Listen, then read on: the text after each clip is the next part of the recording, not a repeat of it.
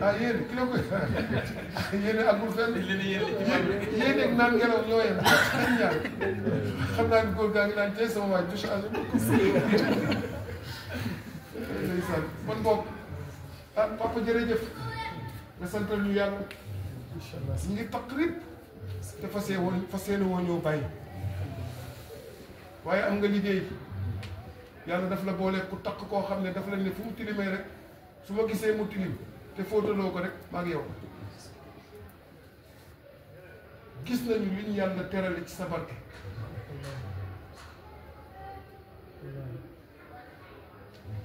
te liñ lay wax yaa ñu ko gën a xam yaa ñu ko gën a gis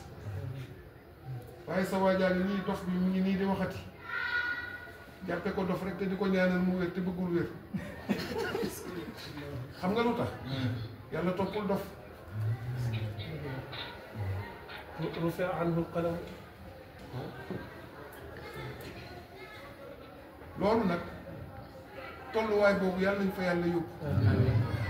ñu bokk ci albahalif آمين وأنت منهم bokk itam min almajzubin أنت منهم nahnu jamian insha allah آمين إن شاء الله. xam nga dafa am ñoo xam ne papa yàlla mu neex ko mu naqari ko daf leen di bëgg par force amin te ñooñu kat li gën a yéeme yàlla soo su pour yàlla muñ dañ koy tooñ xam nga nan la mel mooy xale bi ñëw doom papa bi ñëw la nga moo papa yaa maam yaa saay-saay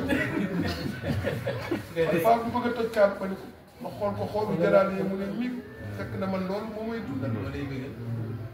yàlla am na ñu bëggee loolu yàlla nañ ci yàlla boole jaamu yàlla bii tëdd na mu doon dunde du mérite mbaaxu yàlla la ci moom rek waaye nag góorgóorlu na sabab lu ko xam nga mooy lan moo di yëg yàlla ci léppam ba mu des ci jëmmam ju xeeb jooju la mu daan wax loolu nag kon kenn ku nekk ci ñun na jàng fatiha suñu àggee ci alhamdulillahi rabbil alamin la des te fatiha bu ko suñu làmmiñ tuddati dañ ko jàng ci xol suñu ne bismillahi rahmani rahimi alhamdulilah mi ngi ko tudd xajul ci làmmiñ bismillahi rahmani rahim man nga rek yaa ngi ubbi téere bi naan nii